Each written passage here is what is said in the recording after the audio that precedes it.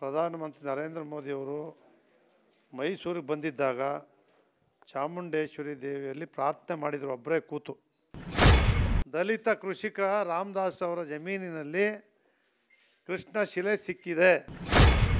ಎಲ್ಲ ಜನರಿಂದ ಭಕ್ತಿಯಿಂದ ದೇಣಿಗೆಯನ್ನು ನಾವು ಕಲೆಕ್ಟ್ ಮಾಡಿ ಆ ರಾಮ ಮಂದಿರವನ್ನು ತಜ್ಞರ ಸಲಹೆಗಳನ್ನು ಪಡೆದು ನಿರ್ಮಾಣ ಮಾಡಬೇಕು ಅಂತಕ್ಕಂಥ ತೀರ್ಮಾನವನ್ನು ಮಾಡಿದ್ರು.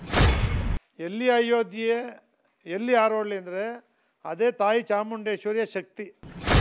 ಬಹುಕೋಟಿ ಭಾರತೀಯರ ಕನಸು ಅಯೋಧ್ಯೆಯಲ್ಲಿ ರಾಮ ಮಂದಿರ ನಿರ್ಮಾಣಕ್ಕೆ ಉದ್ಘಾಟನೆಗೆ ಕ್ಷಣಗಣನೆ ಆರಂಭ ಆಗಿರ್ತಕ್ಕಂಥದ್ದು.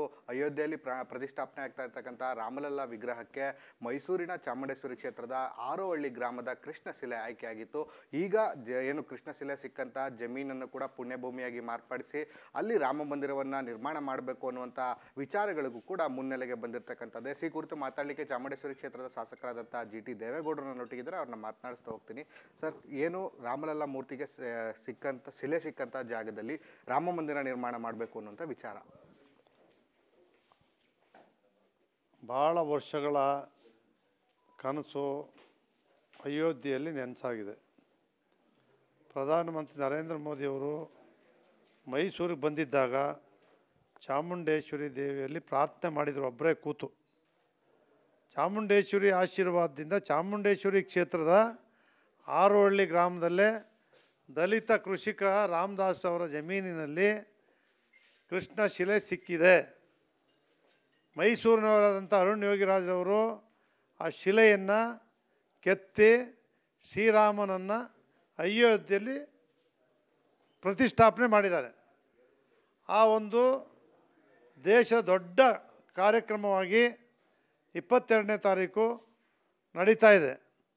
ನಾವು ಕೂಡ ಆ ಪುಣ್ಯಭೂಮಿ ತಾಯಿ ಮೂಲ ರಾಮ ಇಲ್ಲೇನು ಹುಟ್ಟಿದಾನೋ ಭಾಳ ವರ್ಷಗಳಿಂದ ಆ ಸ್ಥಳದಲ್ಲೂ ಕೂಡ ನಾವು ಪೂಜಾ ಕಾರ್ಯಕ್ರಮವನ್ನು 22ನೇ ತಾರೀಕು ಬೆಳಗ್ಗೆ 6 ಗಂಟೆಯಿಂದ 8 ಗಂಟೆವರೆಗೆ ವಿಧಿವಿಧಾನಗಳನ್ನು ಮಾಡುವ ಮೂಲಕ ಪೂಜಾ ಕಾರ್ಯಕ್ರಮವನ್ನು ಹಸಿರು ತೋರಣಗಳಿಂದ ಅಲಂಕರಿಸಿ ಪೂಜಾ ಕಾರ್ಯಕ್ರಮವನ್ನು ಮಾಡ್ತೇವೆ.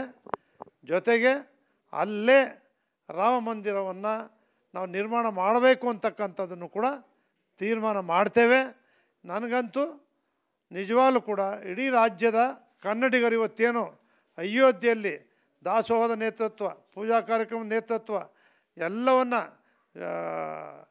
ಶೃಂಗೇರಿ ಗೌರಿಶಂಕರ ಮಠದಿಂದ ಗೌರಿಶಂಕರ್ ಅವರು ಈ ರೀತಿ ಏನೇನು ಮಠಾಧೀಶರುಗಳು ಎಲ್ಲರೂ ಹೋಗಿದ್ದಾರೆ, ನಮ್ಮ ಹಿರಿಯರು ಎಲ್ಲರೂ ಹೋಗ್ತಾ ಇದ್ದಾರೆ. ನಮ್ಮ ಸ್ಥಳದಲ್ಲೇ ನಮ್ಮ ಊರಿನಲ್ಲೇ ಮೂಲ ರಾಮ ಮಂದಿರವನ್ನು ಕಟ್ಟಲಿಕ್ಕೆ ಎಲ್ಲರ ಆಶೀರ್ವಾದ ಇರುತ್ತೆ. ಎಲ್ಲ ಜನರಿಂದ ಭಕ್ತಿಯಿಂದ ದೇಣಿಗೆಯನ್ನು ನಾವು ಕಲೆಕ್ಟ್ ಮಾಡಿ ಆ ರಾಮ ಮಂದಿರವನ್ನು ತಜ್ಞರ ಸಲಹೆಗಳನ್ನು ಪಡೆದು ನಿರ್ಮಾಣ ಮಾಡಬೇಕು ಅಂತಕ್ಕಂಥ ತೀರ್ಮಾನವನ್ನು ಮಾಡಿದೆ. ಸರ್, ಉದ್ಘಾಟನೆ ಅಯೋಧ್ಯೆ ರಾಮ ಮಂದಿರ ಉದ್ಘಾಟನೆ ಆಗ್ತಕ್ಕಂಥ ಜನವರಿ 22ರಂದೇ ಇಲ್ಲಿಯ ರಾಮ ಮಂದಿರಕ್ಕೂ ಕೂಡ ಅಡಿಗಲ್ಲು ಹಾಕಲಾಗುತ್ತಾ ಅಂತ? ಅದು ಹೆಚ್ಚು ಕಡಿಮೆ ಅಡಿಗಲ್ಲು ಆಗ್ತಂಗೆ ಅವತ್ತು ಭೂಮಿ ಪೂಜೆಯನ್ನು ನಾವು ಮಾಡ್ತೇವೆ. ರಾಮನ ಸ್ತೋತ್ರ ಭಜನೆ ಧ್ಯಾನವನ್ನು ಮಾಡ್ತೇವೆ.